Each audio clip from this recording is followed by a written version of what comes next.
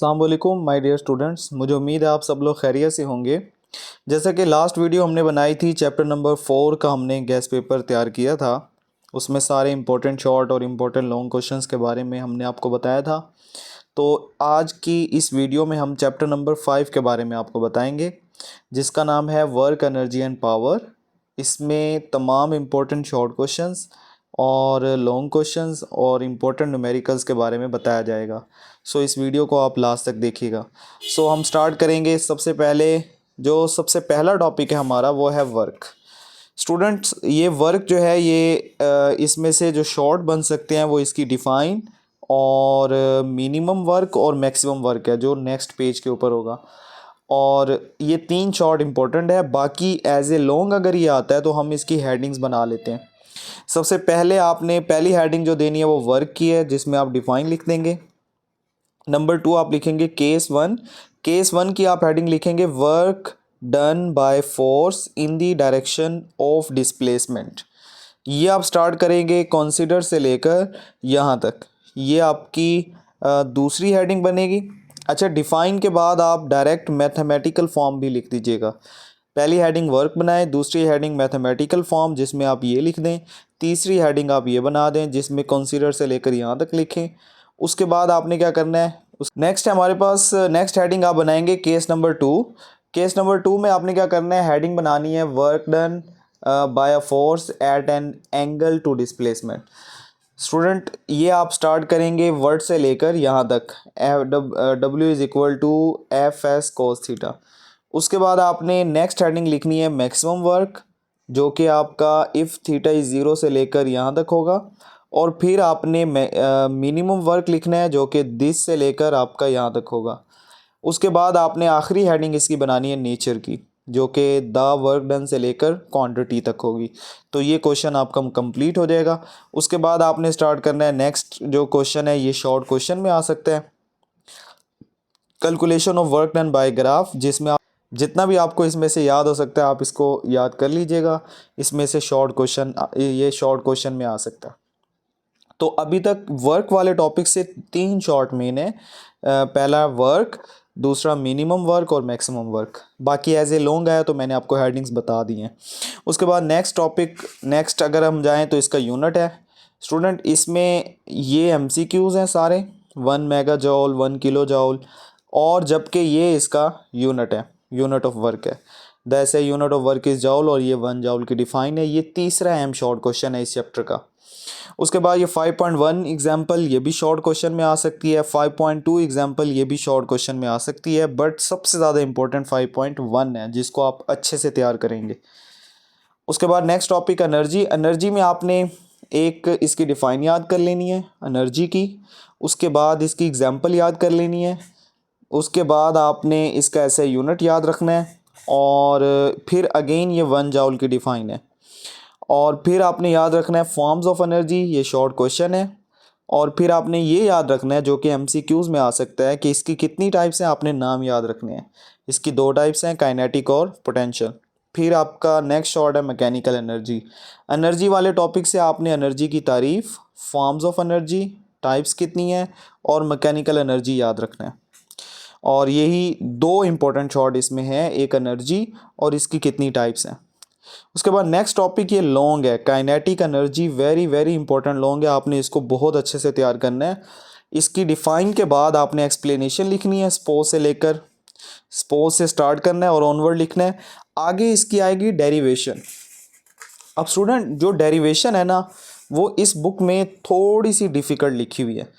तो अगर आपको ये डिफ़िकल्ट लग रही है तो हमने इसको थोड़ा सा आसान करके, जो पिछली 9th की बुक थी वहाँ से हमने ली है ये डेरिवेशन। तो आप इसको नोट कर लें, इसको आप अपने पास इसका स्क्रीनशॉट ले लें यहाँ पे, और इसको अपने पास नोट करके लिख लें। और ये डेरिवेशन जो मौजूदा बुक की डेरिवेशन है उससे आसान है। जो बच्चे न्यू बुक वाली डेरिवेशन कर सकते हैं वो कर लें, बट जिनसे नहीं हो सकती वो कोशिश करेंगे ये आसान डेरिवेशन कर लें। थोड़ा सा इसको रिपीट कर लेते हैं। स्टार्ट आप करेंगे कि काइनेटिक एनर्जी यहाँ पे वर्क डन के बराबर है, जो कि है Fs। अब बॉडी शुरू में मूव कर रही है तो उसकी शुरू की वेलोसिटी v है। थोड़ी देर बाद वो रेस्ट में आती है तो फाइनल वेलोसिटी 0 है।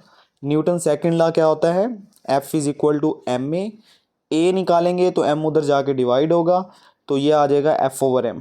माइनस इसलिए आया बिकॉज पहले वेलोसिटी ज़्यादा थी, बाद में वेलोसिटी कम है। तो जब भी वेलोसिटी डिक्रीज हो तो एक्सेलरेशन नेगेटिव होती है। फिर आप थर्ड इक्वेशन लिखोगे, ज़बानी याद कर लें, 2as is equal to v f square minus v i square. Two की जगह टू, ए की जगह माइनस एफ ओवर एम ये वाली वैल्यू, एस की जगह एस, वी एफ की जगह ज़ीरो, वी आई की जगह ये वाला वी। अगले स्टेप में ये माइनस भी बाहर, two f s over m वैसे ही लिख दिया हमने, और माइनस का वी स्केयर, माइनस से माइनस कट गया, टू उधर जाके डिवाइड हुआ 1/2, एम उधर जाके मल्टीप्लाई हुआ, और आपने देखा कि एफ एस किसके बराबर है, काइनेटिक एनर्जी के, तो ये 1/2 एम वी स्केयर। ये हमने थोड़ा सा बस रिव्यू दिया है इसका आपको, आप इसको अपने पास नोट कर लें। उसके बाद नेक्स्ट 5.3 एग्जाम्पल, ये भी इम्पोर्टेंट है, और साइड बॉक्स पे एम सी क्यूज़ बने हुए हैं कि ह्यूमन हार्ट की कितनी जाउल एनर्जी है, और सेकेंड वर्ल्ड वार में जो जापान पे हमला हुआ था उसकी कितनी एनर्जी रिलीज़ हुई थी वो याद रखनी है, और पावर स्टेशन कितनी एनर्जी जनरेट करता है। ये 3 एम सी क्यूज़ इसमें बने हुए हैं, ये तीनों आपने तैयार कर लेने। उसके बाद पोटेंशियल एनर्जी, इसमें आपने पोटेंशियल एनर्जी की डिफ़ाइन, और उसके बाद ग्रेविटेशनल पोटेंशियल एनर्जी यहाँ से यहाँ तक। नेक्स्ट तरतीब से इलास्टिक पोटेंशियल एनर्जी, ये भी शॉर्ट है, केमिकल पोटेंशियल एनर्जी भी शॉर्ट है, थर्मल या इंटरनल एनर्जी भी शॉर्ट है, न्यूक्लियर एनर्जी भी शॉर्ट है। ये सारे शॉर्ट मिलाने हैं। उसके बाद ये एक्सप्लेनेशन आ जाएगी यहाँ से यहाँ तक। ये एक्सप्लेनेशन भी लिख सकते हैं, डेरिवेशन भी हेडिंग में लिख सकते हैं, और एंड में आपने हेडिंग बना देनी है एग्जाम्पल। अब अगर शॉर्ट आए तो वो पोटेंशियल एनर्जी और ये वाले सारे आ सकते हैं। अगर ये लॉन्ग में आया तो फिर आपने ये सारी हेडिंग्स बना लेनी है, पोटेंशियल एनर्जी, फिर ग्रेविटेशनल पोटेंशियल एनर्जी, फिर इलास्टिक, फिर केमिकल, फिर न्यूक्लियर, और फिर डेरिवेशन, फिर एंड में एग्जाम्पल। उसके बाद एग्जाम्पल 5.4 है, ये भी बहुत इंपॉर्टेंट है, इसको आपने अच्छे से करना है। नेक्स्ट हमारे पास जो टॉपिक है कंजर्वेशन ऑफ एनर्जी, ठीक है। इसको ये आपका इस चैप्टर का सबसे ज़्यादा इम्पोर्टेंट लॉन्ग है। एक ये वाला और एक काइनेटिक एनर्जी वाला, ये दो सबसे मेन और इम्पोर्टेंट लॉन्ग हैं, ये पेपर में इनके आने के चांसेस ज़्यादा हैं। अब law of conservation of energy मुकम्मल हेडिंग्स के साथ तैयार करना है आपने। पहले इंट्रोडक्शन, स्टेटमेंट, उसके बाद ये आप पैराग्राफ रहने दें, उसके बाद एक्सप्लेनेशन में एट पॉइंट ए यहाँ से यहाँ तक, फिर एट पॉइंट बी यहाँ से यहाँ तक, फिर एट पॉइंट सी यहाँ से यहाँ तक, और रिज़ल्ट एंड वाली लाइन आपने रिज़ल्ट में लिख लेनी है। तो ये पूरा लॉन्ग क्वेश्चन हो जाएगा, इसमें कोई शॉर्ट नहीं बनता, आप इसको एज ए लॉन्ग तैयार करेंगे। उसके बाद नेक्स्ट है सोर्सेज ऑफ एनर्जी। इसमें जो सबसे पहला सोर्स है वो है फॉसिल फ्यूल एनर्जी का। आप में से जो स्टूडेंट मुकम्मल याद कर सकते हैं तो वो यूँ याद रखेंगे, फॉसिल फ्यूल की डिफ़ाइन और आगे 2 पॉइंट्स याद कर लेंगे, और जिनसे याद नहीं होता वो सिंपल फॉसिल फ्यूल की डिफ़ाइन कर लें। उसके बाद है हाइड्रो इलेक्ट्रिक जनरेशन, ये आपने पहले डिफ़ाइन याद कर लेनी है, फिर पॉइंट्स बना लें सारे। अब जिनसे याद नहीं हो सकता वो सिर्फ डिफ़ाइन ही कर लें, काफ़ी है। उसके बाद नेक्स्ट ये आप सारे सोर्सेज याद करेंगे। फिर नेक्स्ट आपके पास आ जाएगा सोलर एनर्जी, इसमें मैंने हेडिंग बनाई है पहली, यही सोलर एनर्जी आ जाएगी। नेक्स्ट हेडिंग फर्स्ट मेथड यहाँ से यहाँ तक, फिर नेक्स्ट हेडिंग बनाएंगे आप सेकंड मेथड यहाँ से यहाँ तक। तो 2 मेथड यहाँ पे सोलर एनर्जी हासिल करने के लिखे हुए हैं बुक में, आप इन्हें अच्छे से तैयार करेंगे तो ये लॉन्ग में भी आ सकता है। नेक्स्ट है आपके पास न्यूक्लियर एनर्जी। न्यूक्लियर एनर्जी में आप हर एक लाइन का पॉइंट बना लें, और जिनसे सारे पॉइंट्स याद नहीं होते वो कोई से 2 या 3 पॉइंट्स याद कर लें, ताकि ये टॉपिक अगर पेपर में आए तो आप आसानी से लिख सको। सारे याद नहीं होता, कुछ याद कर लें और इसे अच्छे से रीड कर लें, इसमें से एमसीक्यूज आ सकता है, ठीक है। उसके बाद है जियोथर्मल एनर्जी, ये भी लॉन्ग में आ सकता है, इंपॉर्टेंट है या नहीं लेकिन लॉन्ग में आ सकता है। पहला पैराग्राफ यही हेडिंग बनाएंगे जियोथर्मल एनर्जी की, और दूसरा पैराग्राफ जितना भी लिखा हुआ है इसमें आप मेथड लिख देंगे। तो 2 हेडिंग्स के साथ विद, अगर डायग्राम बनाना चाहें तो बना लीजिएगा ये वाली, और नहीं तो कोई नहीं, आप सिर्फ 2 पैराग्राफ इसमें लिख दें, काफ़ी है। इसके बाद नेक्स्ट है हमारे पास विंड एनर्जी। इसमें आपने यूजेस, पहले 2 पॉइंट्स यूजेस में याद करने, शॉर्ट क्वेश्चन में आ सकता है, वेरी वेरी इंपॉर्टेंट शॉर्ट है यूजेस ऑफ विंड एनर्जी। और फिर next heading power generation, 2 points power generation में आ जाएंगे। उसके बाद एनर्जी फ्रॉम टायर्स, इसमें आप हर लाइन का पॉइंट बना लें, अगेन वही दो दो पॉइंट्स याद होते हैं, तीन वो आप याद कर लेंगे। Energy from wave in the sea, सबसे इंपॉर्टेंट है ये शॉर्ट के लिहाज से, ये बहुत इंपॉर्टेंट शॉर्ट है। साल्टर डक, इसकी दो टाइप्स है, डक फ्लोट, बैलेंस फ्लोट, ठीक है। ये आपने पहले तारीफ इसकी हेडिंग में जो है ये लिख देना है, फिर आपने साल्टर डक एक्सप्लेनेशन थोड़ी सी लिखनी है देयर एनर्जी से लेकर वेव्स तक, फिर आपने लिखना है इस डिवाइस का नाम साल्टर डक, यही हेडिंग बनाना, फिर लिखना दो points duck float, balance float, और एंड में इलेक्ट्रिसिटी इससे जो बनती है। बट जो शॉर्ट में आ सकता है वो साल्टर डक और उसकी टाइप्स, ये वो आपसे शॉर्ट में पूछ सकता है, वेरी इंपॉर्टेंट है। उसके बाद है नेक्स्ट, इसका जो आखिरी सोर्स है वो है बायोफ्यूल एनर्जी, पहली हेडिंग यही आ जाएगी। नेक्स्ट डायरेक्ट कंबशन, ठीक है।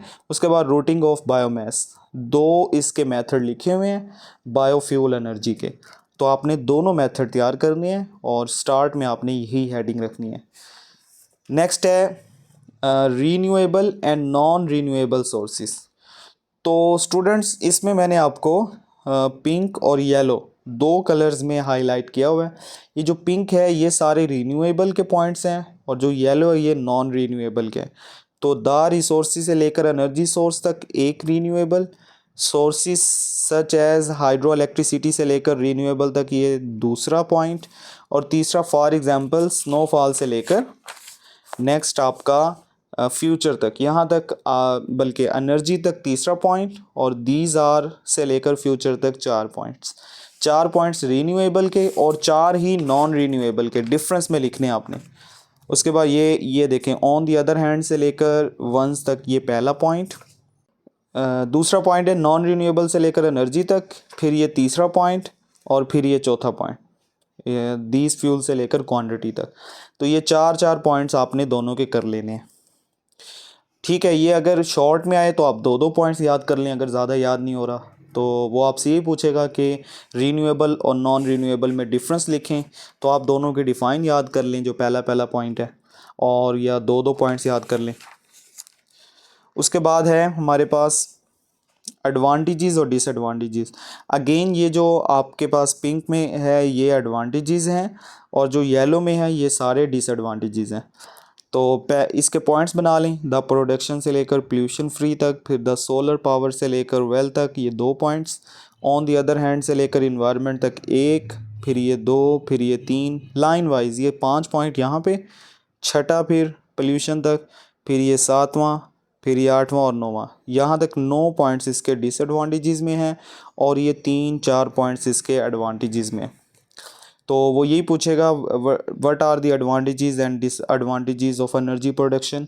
तो आप कोई से अगेन दो दो याद कर लें, तीन तीन कर लें, कम से कम अगर लॉन्ग में आता है तो 4 पॉइंट्स आपको लिखने पड़ेंगे, तीन तीन चार चार पॉइंट्स आपको लिखने पड़ेंगे। उसके बाद नेक्स्ट टॉपिक है पावर। पावर में आप ऐसा करें कि डिफाइन फार्मूला और इसका यूनिट याद कर लें, ये बहुत इंपॉर्टेंट शॉर्ट है, ये पेपर में अगेन आ सकता है। और आप में से जो बच्चा अगर इसको एज ए लॉन्ग करना चाहे तो ये तारीफ़ यूनिट के साथ यहाँ से लेकर यहाँ तक एक्सप्लेनेशन कर लेगा, जिससे नहीं हो सकता वो सिंपल डिफाइन और फार्मूला और यूनिट कर ले।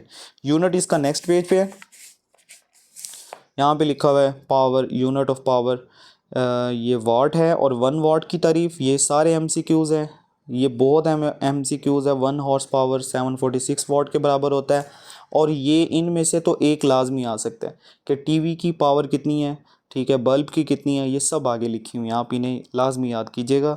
और 5.5 ये लॉन्ग में आ सकता है न्यूमेरिकल, ये न्यूमेरिकल इंपॉर्टेंट है और एज ए लॉन्ग आ सकता है। ये देखें यहाँ पे भी साइड बॉक्स है, इसको भी पढ़िएगा, और हम पीछे अगर 2 पेजेस जाएं तो यहाँ पे भी साइड बॉक्स है, ठीक है। ये एक रशिया में चर्बोनाइल न्यूक्लियर एक्सीडेंट हुआ था जिसमें 31 लोग मरे थे, फिर 6 लाख के करीब लोगों को ये इसका असर हुआ था। तो ये सारा लिखा हुआ है, इसे पढ़ लीजिएगा एक दफ़ा। यहाँ पे फॉसल फ्यूल के बारे में बताया हुआ है कि ये बहुत एक्सपेंसिव है, फिर हाइड्रो इलेक्ट्रिक एनर्जी ये सस्ती है, फिर इसी अलावा सोलर एनर्जी सस्ती है। तो इनकी ये शॉर्ट में आ सकता है कि कौन सी एनर्जी सस्ती है और क्यों। तो कोई सी एक याद कर लो, solar energy and wind energy सस्ती है और ये पोल्यूशन फ्री है, इसलिए ये ज़्यादा सूटेबल है। फॉसल फ्यूल ज़्यादा सूटेबल नहीं है क्योंकि ये हवा को आलूदा करती है। उसके बाद आपका लास्ट टॉपिक एंड में आएगा एफिशिएंसी। अगेन इसमें इनपुट आउटपुट ये 2 पॉइंट्स याद करें, तारीफ़ याद करें, ये 2 फार्मूले याद करें। ये सिंपल फार्मूला है, ये परसेंटेज के लिहाज से, और ये इम्पोर्टेंट है, वेरी वेरी इंपॉर्टेंट है कि क्या कोई आइडियल सिस्टम है, हम कहेंगे नहीं है, ये उसका आंसर है। उसके बाद लास्ट टॉपिक में आप इसकी डिफ़ाइन याद कर लें, और बीच में 1-2 हेडिंग्स मैंने इसमें बनाई हुई हैं। लास्ट पॉइंट की हेडिंग है वायलेशन ऑफ एनर्जी, और उससे ऊपर एनर्जी हेडिंग है इन रियल मैकेनिकल सिस्टम से लेकर रेजिस्टेंस तक, इसकी हेडिंग एनर्जी लॉस है। तो 3 हेडिंग्स के साथ आप इसको याद कर लें। चौथी अगर करना चाहें तो ये वाली लाइन कर लें, इम्पॉसिबल फॉर अ मशीन, ये वाली लाइन इसमें आ जाएगी। तो ये लास्ट टॉपिक हो जाएगा। उसके बाद ये डू यू नो कर लीजिएगा, डीजल इंजन की एफिशिएंसी कितनी है, बाईसाइकिल की कितनी है, ठीक है, ये आपको पता होनी चाहिए। सबसे इम्पोर्टेंट इसमें मोटर की है, इलेक्ट्रिक मोटर।